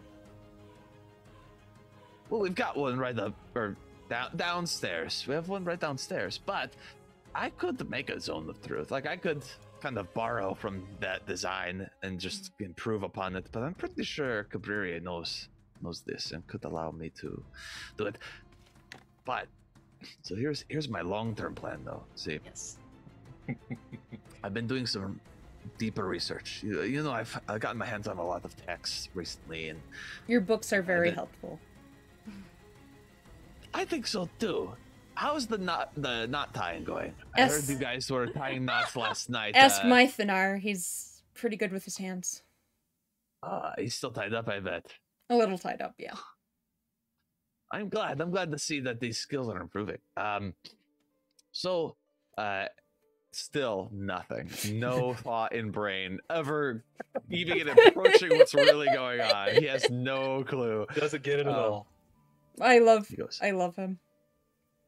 I think Ilkana was, I would have suggested something similar with the Artifex, but they were very unpleasant, and I'm kind of glad that they're not still around. But Ilkana had years of experience in the occult, in the dark arts, and the knowledge that she was able to accrue could be very useful to us. If you need... And specifically to the things that I do. If you need, I have a good head on my shoulders about different questions we could possibly ask her. With my background knowledge of workings of the people. And so we can play. We can brainstorm together some different questions I would be glad to work with you with this. Yeah. Here's the big reveal. You ready? And then I do like a little drum roll. I take like 2 scrolls and I'm tapping them on a book. I go, I want to create a golem. Oh. Creating a golem is very difficult, as I've read. It is not like undead. Golems are constructs in the sense that you have to build them from the ground up, and they are not. Here's something: when you like animate a zombie, say, the zombie has all of its sort of body connections and stuff. I mean, it's rotting, but all that stuff's still there. You know, monks know about this. Others would know about like ki and like life force, right? Those channels exist. When I animate the zombie, I'm just using a substitute to make it puppet it and have it walk around. Mm-hmm. When it comes to spirits, ghosts, things like that, you are just using that to sort of direct them and bind them to your will. With a golem, there's no pre-made network. You're building it from scratch, and there's no soul to return to it. So the golem itself would just be like a puppet with no history or anything. It's a construct specifically. It's like autonomous, but with a brain. Are you going to transplant her brain into a golem? Yes, because my theory, because of the nature of golem magic, when you create a golem, it is loyal to a fault to its creator, right? Or the one that animates it with that spark of magic. Not just because I need help with the minutia of building the body, but like when it is brought to life, its sort of creator in that moment, it is loyal to. And based on what I theorize, if I were to implant her brain into this golem, the golem would have a new identity, but it would not be Elkana. It would be all of Elkana's memories and knowledge, but the being itself would still be the golem loyal to me. It would become a new creature. And Elkana could use what she knows for good. So, in the service of Shadow Valley. Are you thinking of using any of those blueprints we found from the artificers? I pull off a thing. I say, this is going to be extraordinarily helpful in building the golem. Yes. Okay. I know a little of medicine. I should be able to get this started. I might need some help with some of the more machine parts. And I kind of look to Khan. But before we can do any of that, I would need the jar to house the brain. Is this something that you'd be willing to help me with? I'd be able to help craft. Wait, you have crafting out of game? I didn't realize. Out of game? Okay, so out of game character. Yeah, I just picked up crafting overnight because at the end of last game, I switched my brain work. Half-Elf, Reese has a thing that every long rest he can swap out a skill for training. Oh. Yeah. You become trained in one skill. So that's why last time I was really good with performance as we were sneaking into the occult place, even though his it was deception. In the night before it was deception because he has like nothing in charisma at all. Yeah. So with the swap train skill, my gut told me at the end of the session, you know what? I think I should put something into crafting so that Reese now has crafting. That was a good gut. Yeah, yeah. So Reese is now trained in crafting until he chooses not to be. Yeah. Until it's convenient not to. That would be... So Reese just goes, yeah, I read some books last night, and I have a little bit of knowledge of glasswork now, so... I've seen your hand. You have a steady hand in battle. Maybe you could assist Khan in creating this sort of... you could lead the... So we can continue... life itself. Yes, we can continue this when we're back at Shadow Valley and we have our resources with us. That's why I'm thinking maybe we should take everything that we need from here to come with. I haven't been to Shadow Valley, so yeah. Is there space for me? Oh yes, that's totally space. Okay. And if there isn't, we can kick some kobolds out of where they're staying and make space. So, how big? Question: how big are the beds? Doesn't know about the kobolds. no. How big are the beds? As big as we need them to be, and I'll set the kobolds on that task if need be. I need room for at least 3 people. The bold ones, as they are known. 3 people to fit in. Coming with us? I don't know, but I need to prepare for all occasions. But Mythonar is 1 person. Zavid, there's a thing called polyamory. Polyarmory? More armor? You don't wear armor, though, really. Imagine having multiple lovers. And now that you've spelled it out for him, he goes,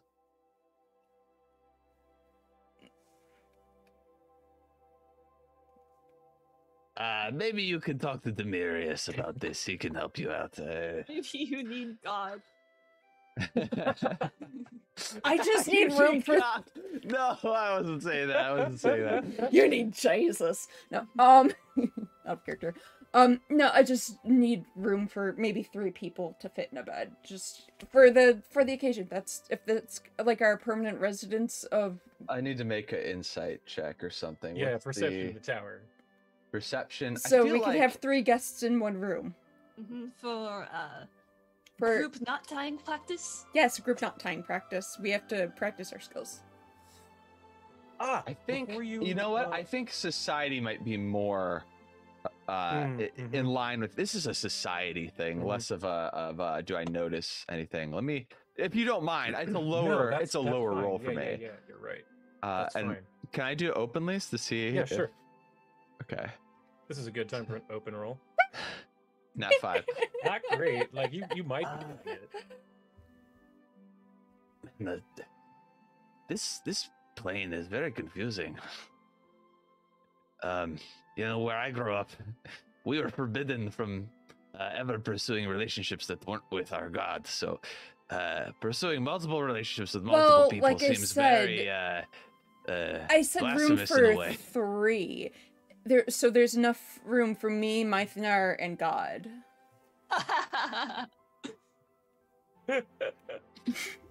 All right, I don't think I need to make a roll to know you're making fun of me now. And he just walks over. We can make whatever accommodations you need. Don't worry. Yeah, he just walks over, pats his head like, "Thank you." Your hand is greasy. Sorry. I've forgotten about something right at the beginning when we were supposed to have you all wake up. Zavid, are you the only occult magic user in the group? You're a sorcerer. Right? No, the only of you 3. Yeah. Correct. Okay. I need you to throw me a wisdom save in the tower, just publicly, please. This was supposed to be when you first woke up, and I completely forgot. Yes. Oh boy. All right, in public. Mm-hmm. There it is. All right, not 5, but much better than my other roll. Standard DC, I think, is a little bit higher than that. F2E, standard difficulty. I should have had this pulled up. I apologize. Oh, but of course, the website is not working. Level-based DCs, come on. So I guess nothing happens. Cool. Yeah, right. Nothing happens at all. Okay, so you're level 12. Yes, you fail by 1, unfortunately. So, hero point, right? We get one at the start. Yeah. If you want, you can use it. I feel this might be bad, so I want to at least try. You need a 6. Woo! Yeah, you got it. I'm sorry to make you look all that up. No. It's fine.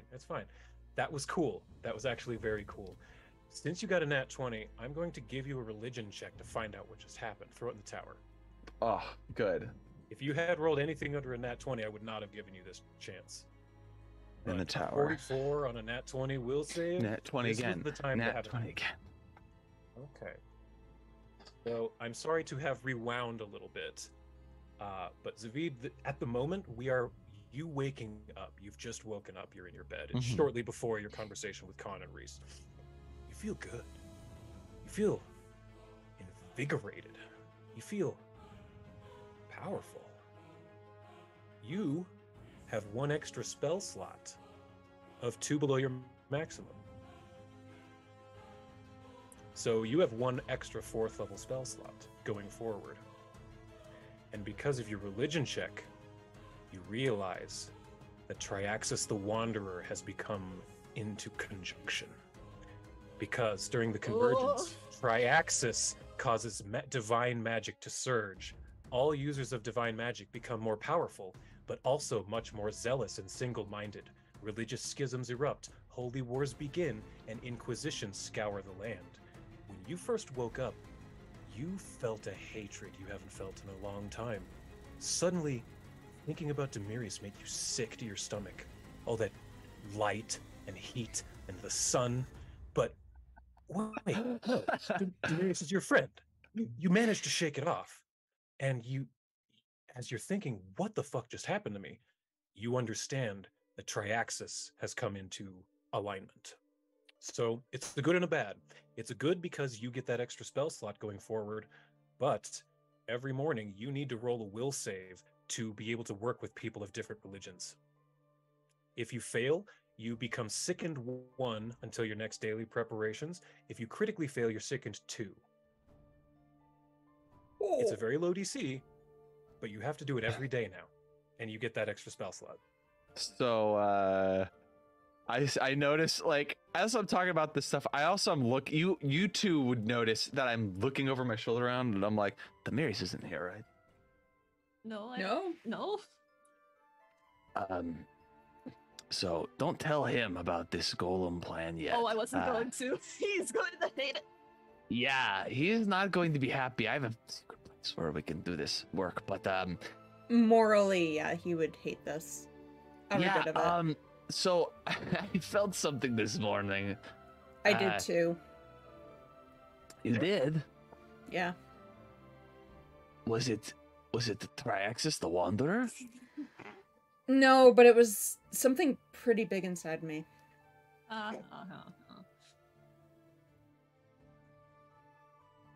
Oh, close. There he goes. There, he's got it. Yeah, Sabine, you he beautiful. sits there for like a long time, like being inside you. And then he goes, "No, this is way more important than that." Triaxis the Wanderer, one of the celestial bodies that will go into conjunction. It's the one that affects religiosity, divine magic. It empowers it. I felt it do so this morning, but I also felt like this sort of almost like something was trying to make me hate those of other faiths. Demirius in particular. Now, I sort of shook it off. I don't hate Demirius. But I can tell this is going to be an issue. If he did not shake it off, he may be hard to work with, and we may need to have him work on things separate from us. In fact, maybe one of you two should be the liaison between us so that I do not have to talk to him directly, because I am... Let me be real here. I am scared of Demirius.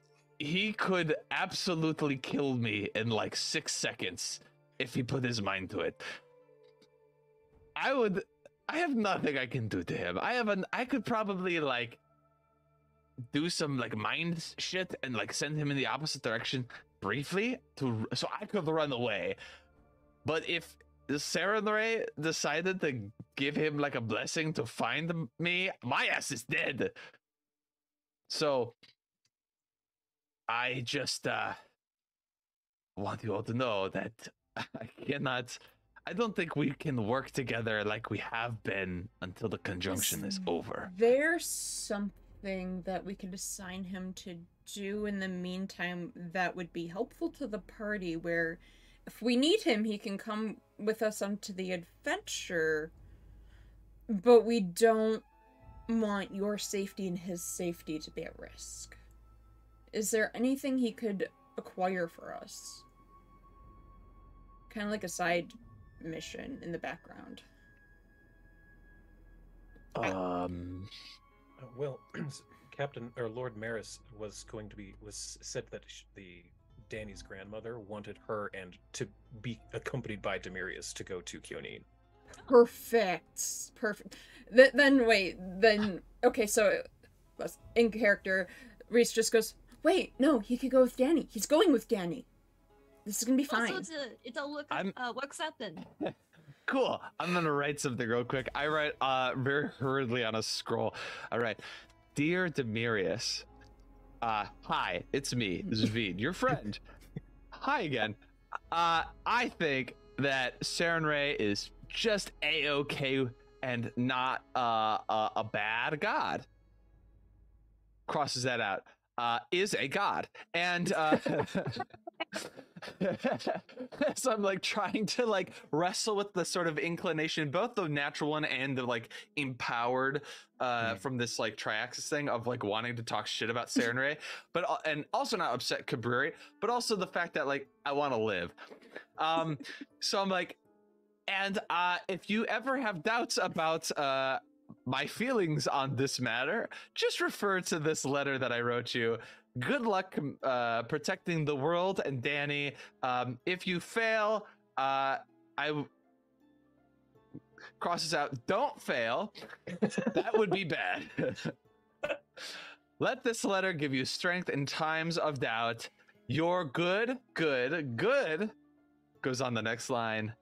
Dearest friend, Zvid. Kisses. I'm like, should I write Esquire? Is that appropriate? It sounds like you do.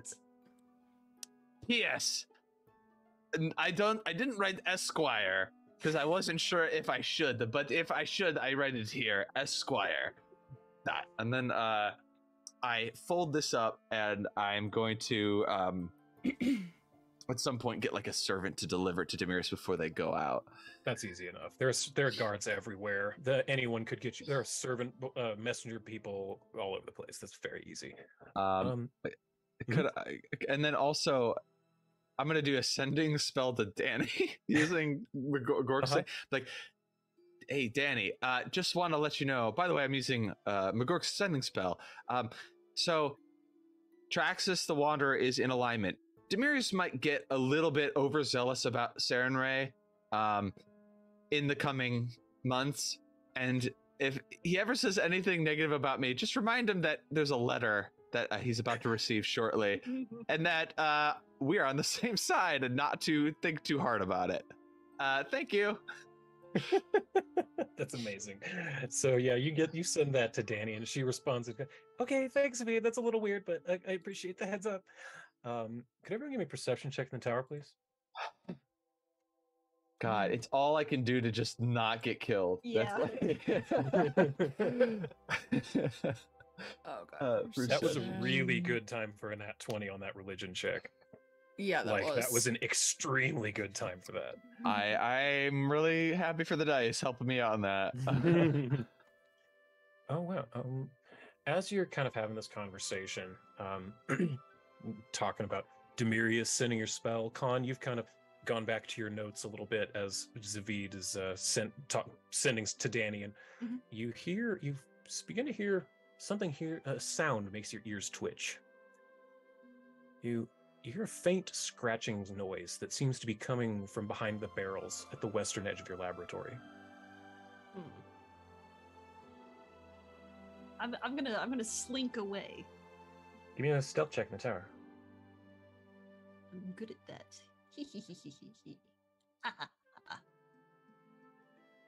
You're a ghost. Zvid, you're distracted with your sending spell. Reese, you've probably found something shiny within Khan's lab that you're picked up while Zvid is doing his thing. So Khan, you're able to sneak around behind this table, no issue. And yeah, you can hear it gets a little louder as you get closer to that southern barrel. And I should have made it so you can move it, but you can't. Do you move it or open it, or what do you do too? Yeah, I'll open it. Okay. Inside, you see a creature that it looks up at you immediately, and it's furry and has a long tail, big incisors, and 6 legs. It's a rat. a rat with white fur and bright, sparkling pink eyes. Where did you come from, little creature? Come on, let's get you something to eat. Come on, I'll pick it up. It allows you to, and you kind of hold it up, and it's looking around, and it kind of reaches out with one of its paws and boops your nose. I'll place it on my shoulder, and I'll just look around my lab for something that's not poisonous, not going to kill a small little rat. You definitely have some food left over, that because the guards and the servants bring you food in here while you're working, because Con frequently forgets to go and get food as she's working. So there's scraps. There's a plate with a leftover, with some leftover food from a previous night. So you're able to give it something to eat, and it greedily snarfs it down. I'd like anyone who wants to give me a religion check in the tower, please. Yeah, because Con is no longer being sneaky. Yeah. And dastardly. So, all of you see this now. Con has picked up a 6-legged white rat with pink eyes. Zavid, as soon as you see this thing, you realize immediately that the 6-legged rat is Lao Shupo, the grandmother rat. This is not a normal rat. This is some kind of divine creature.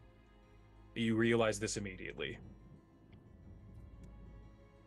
Reese probably just sees the rat and goes, Reese has absolutely no idea. Reese 6 legs!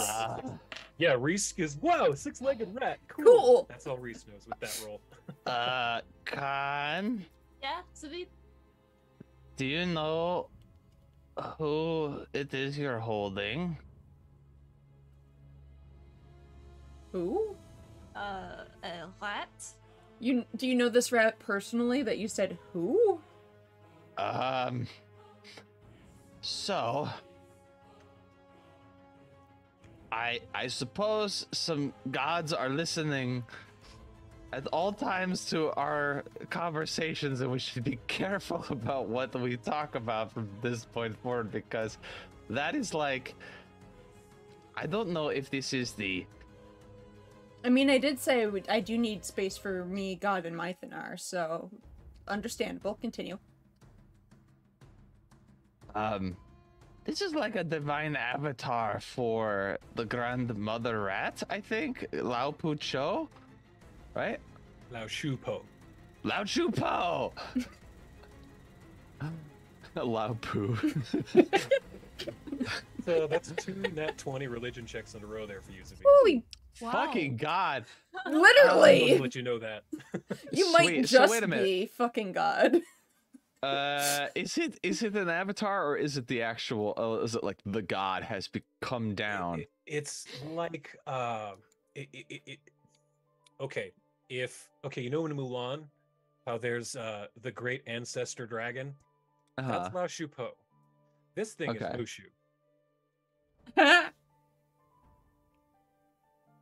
So, can you speak, scion of Lao Shupo?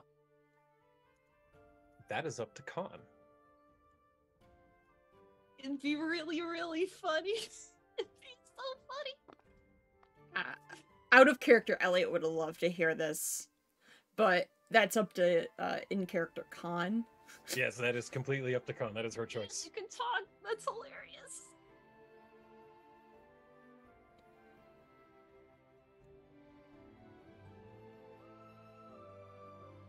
I asked if it could speak, and then Khan or Elle said that yes, it can. Oh, she can. Yeah. Oh, I get. Okay, so it kind of looks who's voicing this thing? I guess. Yeah, I got you. It looks over to you and it says, "Well, I suppose we can. How do you know what we are? You're a smart one, aren't you?" That's unsettling. Do you come as a kind omen in aid of our cause, or as a deliverer of doom for us?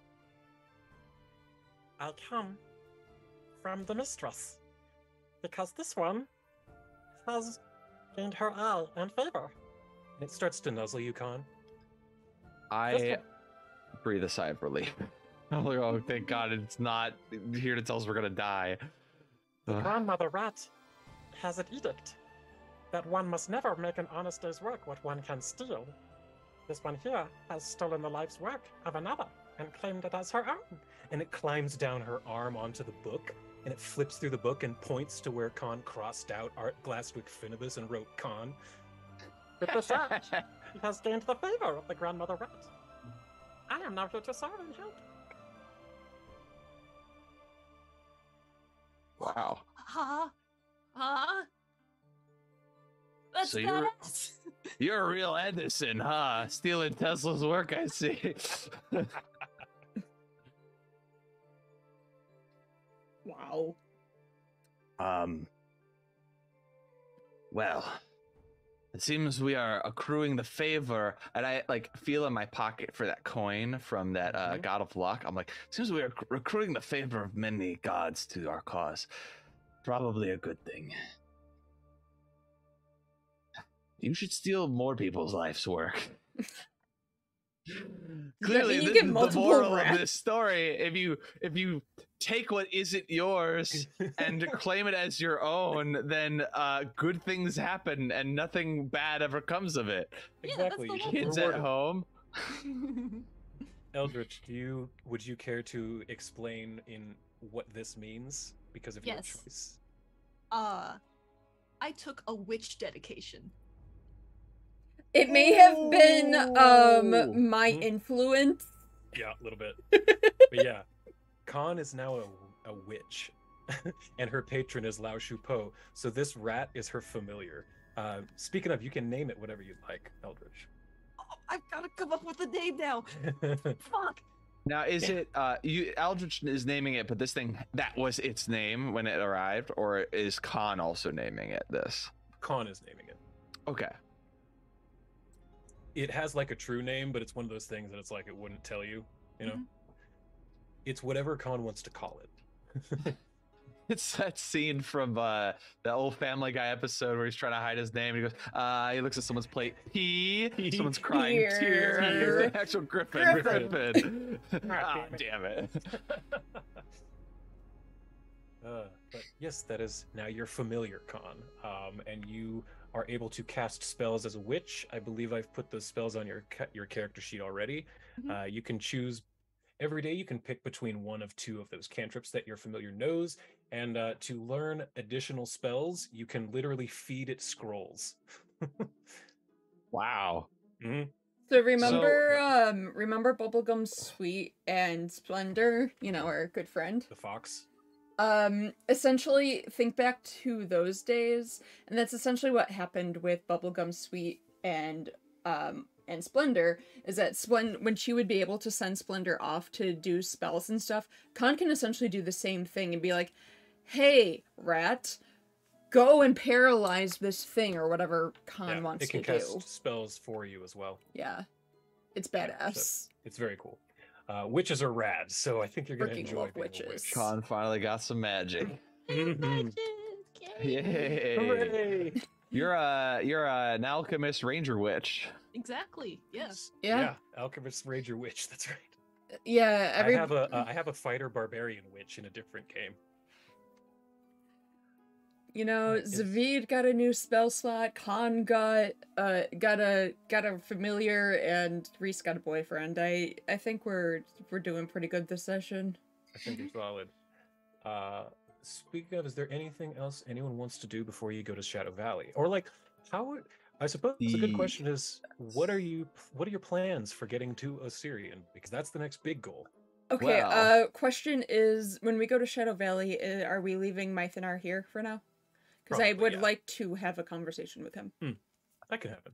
Yeah, also, before we go to Shadow Valley, we need to help Beazeltrax get that egg to Ciprograd. I want to do that before we end up leaving this area, totally. You could do ascending to him. Yeah. You have it. Oh. I have a cell You have a phone spell now. tattoo. Yeah. You have a cell. And that's how I Basically activate it. anyone I don't already tap knows. it. I have to do this. Yes, I like that. That's the somatic component. And the vocal component is ring ring. Yeah. I don't have to roleplay this whole thing out. Basically, I'll just say that like at some point I'm going to ask Beelzeltrax Beelzeltrax anyway, go on. Beelzeltrax. There we go. Beat. Beelzebub. I'm gonna ask Beelzeltrax if he'd be willing to work with Ciprogrod. Ciprogrod is not only free, but is not holding a grudge any longer, and is willing to allow the use of his lair to essentially hatch the egg as a sign of goodwill towards Gwenestraza. Well, I appreciate all that you've done for me and Gwen. I think that's wonderful. Forgiveness is divine, as they say. Imagine all the dragons coming together. Living like the Imagine dragons. Stop it! Stop! Lumpy! Enough! Anyway, we just made his week, while yelling at him at the same time. Beat is very happy.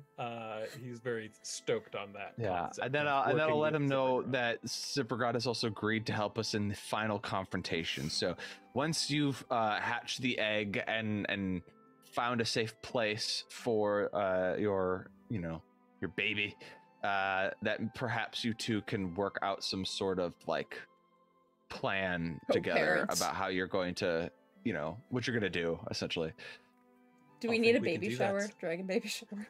That would be awesome. And he could be Uncle Ciprogrod. Aww, Uncle Grotty. That's awesome. It's actually kind of cool. That is. I love that. Oh god.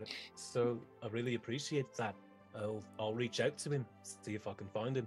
It's pretty easy to know once there's a new dragon flying around. All right. Good luck. I gotta go. But you have a good day, and I'll talk to you later. All right. Okay. Yep. All right. Okay. Bye. All right. Bye. Amazing. So that'll happen kind of in the background eventually. So yeah, there is basically still just this discussion of how you get to Assyrian. Would Reese know how to get to Assyrian? There's a few ways. You can take a boat. There's airships. Some cities have airships. You could potentially convince a dragon to fly you over. No. I mean, does Reese know the most effective way to get there since he is from there? The most common way is by boat. All right. So Reese and them are all gathered. Are they still in the same tower area? Okay. Yeah. So all right. Let's gather around this tower with this table with the unicorn horns. I don't know where you got that, Khan, but congratulations. Zavid, come on. Come over here. I'm just gonna move him over. All right. Sorry. I'm just so exhausted. So just to double check my notes, where are we going next? I just joined y'all. There's a small valley outside of Etrin's Folly. We call it Shadow Valley. Okay. It's where our base of operations is, and once we reach there, take whatever we need from the tower that we'll need to work on. We're going to need Frag, wherever he is, and afterwards. Hey guys, what's going on? Oh, hey! Just in time. Afterwards, we will figure out our plan on how to get to Assyrian. Why do you need to go to Assyrian? Teleportation would be good. Why do you need to go to? Why do you need to go there? And he starts getting a little panicked.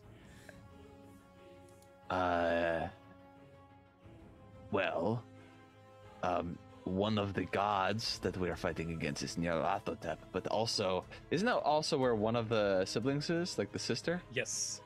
You have all these weird cryptic, hints and rumors and tales, and what you've heard is that there's a nomadic tribe in the deserts of Assyrian that speak of a sandstorm that has the face of an elf woman that eats lost caravans.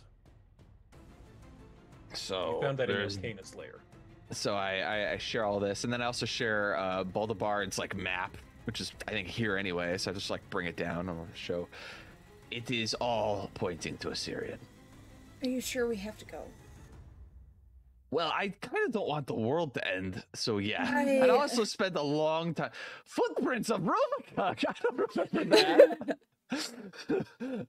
I'm like looking at it again. How did I miss this? I did not see that the first time I saw this map. What the fuck? You just kind of like see Reese kind of just like clamoring more and more, like something is not right. Hey, Reese, something's not right. It seems pretty obvious that this is bothering you. Would you like to tell us what connection you have to Assyrian that is making you so sketchy right now? Because the only connection you could possibly have is if you were like a secret prince or something like that. Wow! Yeah, I mean, that would be kind of crazy. Does someone owe you money? No, you owe someone money in Assyrian. Like some mummy mafia. You know how long I've known Danny, right? About the past, 100 or so-ish years? Mm-hmm. Yeah. That's the last time I've been to Assyrian. So it's been 100 years ago. You're fine. I'm not fine. Honestly, that was weird. Just kidding. Sorry, yeah. I'm allergic to bullshit. Just kidding. I stole that from iRobot. I love that. And he just kind of like, I need to tell you guys something, but you can't freak out. I should turn off this Pokemon music I'm listening to. That's like super intense. Maybe. Sure. What's a Pokemon? Well, we need to find the Princess Danny's everything. I have contacts there. And they could be helpful, but it could be complicated. How good are you at labyrinths? What do I know of labyrinths? Can I make a check? Yeah, so Arcana. If either of you want to try in the tower, Arcana. I am that's trained. a wizardry thing, right? I do think, yeah. I think is at least two. In the original Greek mythology, like Daedalus, whatever, it was like a crafter, and it was very wizardly, sort of a magic labyrinth. Yeah. The circus I lived in used to set them up for kids to run around in. The walls were made of hay. It was very fun. Is it something like that? No. Worse. I feel like that's a maze, right?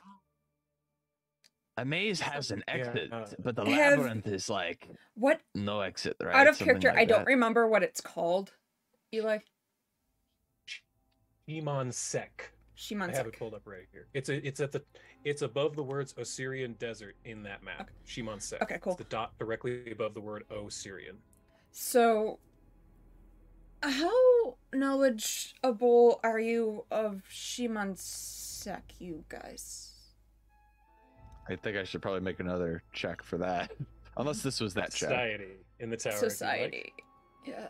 No, this would be separate. And about the labyrinths, Zavid, you kind of know that basically what you said. There's stories, they're kind of wizardy things, they're like a big maze. And maybe they don't have an end, or maybe it's like magic, like a Pac-Man world, you're not really sure. Yeah. And then that society, Khan, you've heard of Shimon Sek. It's a goblin city. I have heard of it. So probably, I bet, like, your family used inspiration from the changing walls of the labyrinth, correct? Not for our mazes, no. Have you heard of the swamps that make you smell eternally? No, I haven't. have you heard of this world with doors that tell riddles? No, the more you describe this place, the less I want to go. I'm like looking at the map. I'm like, I have studied this backwards and forwards, and I don't know any of this shit. So that's where I'm from, the labyrinth, and that's where my dad lives.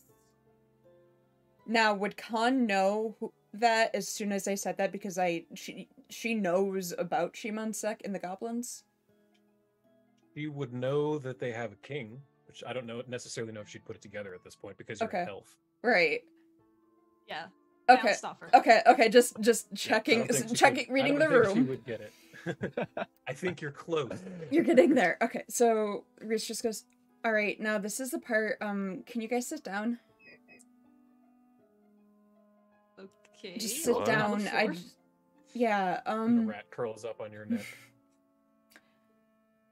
My dad isn't an elf. My dad's a goblin.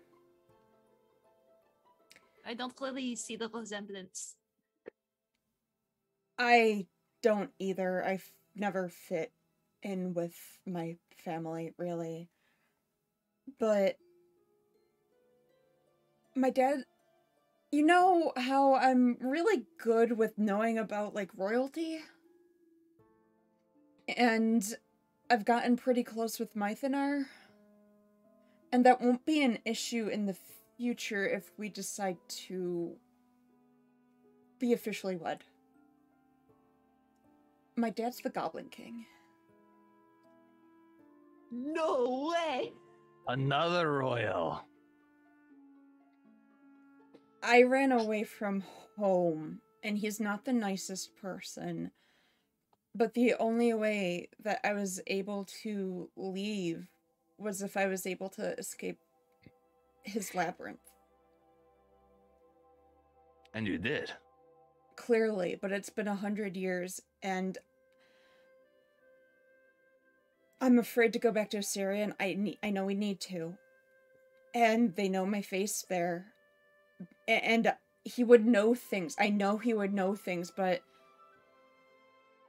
I just want to let you know that if we land in Osirian and people start treating me differently, it isn't my disguise. It isn't my powers of what I can do to convince people. It's who I am. Okay. What if we kill your dad? Because we killed Danny's dad.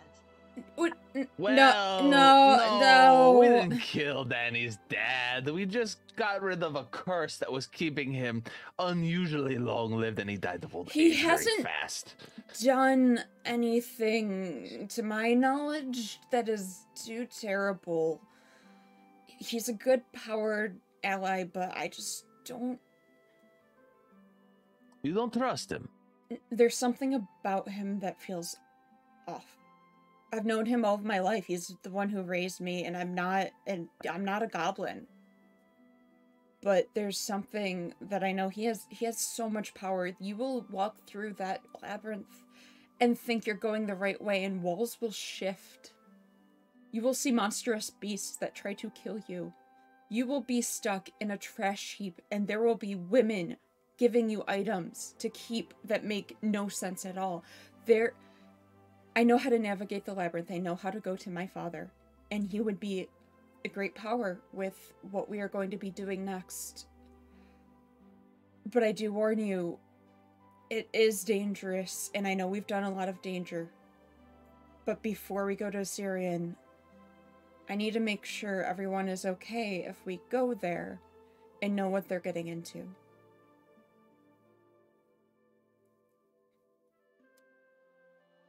Thank you for letting us know. Yeah, I know it's only been a week, but I don't like people knowing that. I don't like being treated differently because of royalty. I see how Danny's treated him. That's not who I want people to know me as. I don't want to be anything related to my father. I'm myself. I understand. It can be difficult trying to separate yourself from that which raised you. But you are not going in alone. You have us to aid you. And you are not going in the way that you came out. You are stronger than you were. If your parental figure, this Goblin King, is hostile to our aims or seeks to imprison you once again, know that we will not allow this king of his domain to be able to do that. Okay. We will aid you. It could be a good ally, but he's who he is. I think we don't need to necessarily rely on their allyship as long as they do not He knows a lot of things that could help us find Danny's sister. That's the thing. Well, that's fair. Could be a good lead. A cooperation, yes. I am concerned. It does not follow Nyarlathotep, who is the primary god of those lands, correct? Lumbee? No. No, he does not. No, he does not. He's okay. He's like he's his own god, and he's very cocky. Well, then we'll just have to play towards his pride, and that's not make hard. him. Yes, that will have to be our angle, because even the best case scenario, he's completely great, and we get along, and he pledges himself to helping us. But it would still be okay if he is at least just neutral and cooperative, in the sense of allowing us to pursue this lead of where to find Danny's sister. If only for that might be okay. Okay. We don't need to ask him too much. We don't want to owe him any debts. You never want to owe him a debt. Yes. Ever. I understand that as well. Cabreri's something, but my father is his own ego. But let us discuss this further once we reach Shadow Valley. Okay. All and right. we could end scene there. Yeah, I think that's probably a good enough place, Zenny, to stop for today. Next week, we'll come back around about this same place and get you over to Shadow Valley and figure out how we're going to Assyrian from there. Mm-hmm. Hope everybody will join us, hopefully next week. We'll see you soon. Have a great one. Assyrian later. Bye-bye. Bye.